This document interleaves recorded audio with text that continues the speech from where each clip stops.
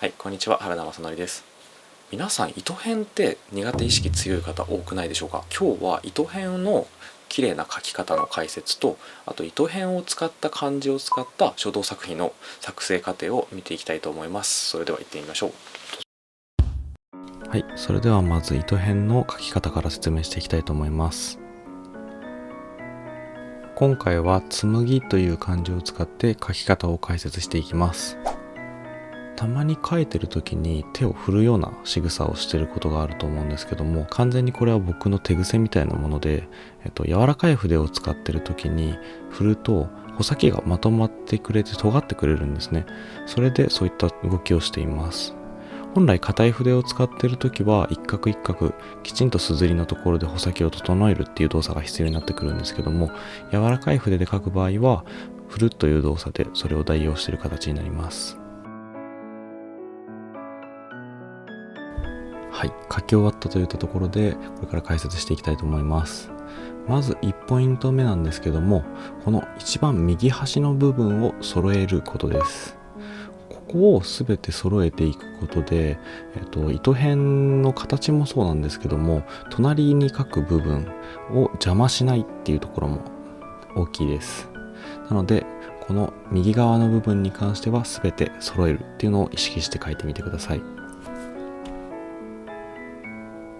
2ポイント目は斜め線の長さを気をつけるです。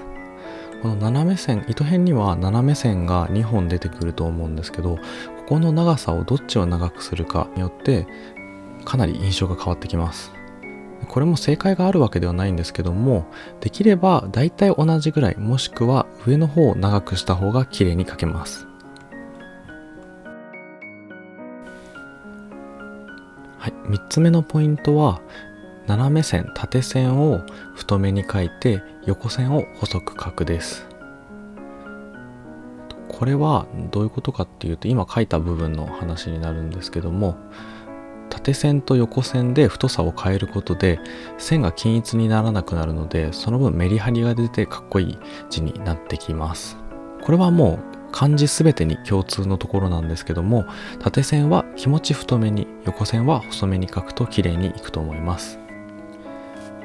今の3ポイントを守っていれば糸編は綺麗に描けると思います。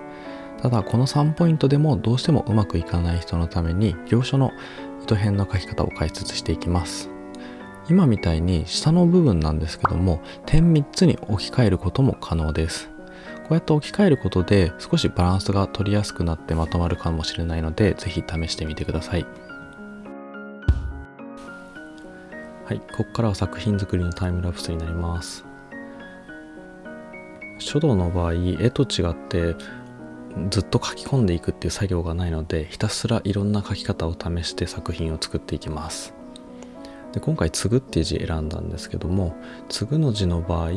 糸編よりも右側の部分の方がいろいろ面白いことができるかなというふうに思っているので、糸編のところは下の部分は点々にして、できるだけ右側で見せるような作りを考えて書いていってます。なので糸編は結構細めに小さく描く傾向にしてます。で、最後の線が一番伸ばしたりとか面白く描けそうだなと思っているので、いろんな伸ばし方を考えて描いてます。で、荒っぽく描いてみたらどうなるかとか、とにかくいろんなパターンを試してます。で、縦の方がいいのか、縦に伸ばしたらどうなるかなって言ってやってみたんですけども、米の下の部分が空きすぎて汚かったのですぐやめてます。で、今度はかすれ気味な字で書いてみてます。ちょっとこれは気に入ったみたいなんですけども、実際ちょっとあんまりかすれすぎていて使い物にならなかったので、別の書き方試してます。今度はかなり太めに書いて丸くしてみてました。かなり今回難航しまして、いろんな書き方を試してます。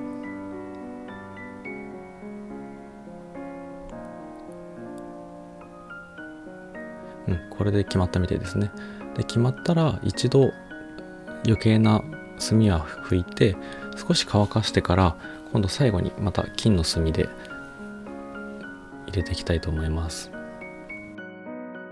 今回は継ぐという字だったので、線と線の隙間だったりとかその点が空いてるところに金の岩彩を入れて作品を作ってます。よく陶器とかの技術で金継ぎっていうのがあると思うんですけども、それに模した形で入れてみました。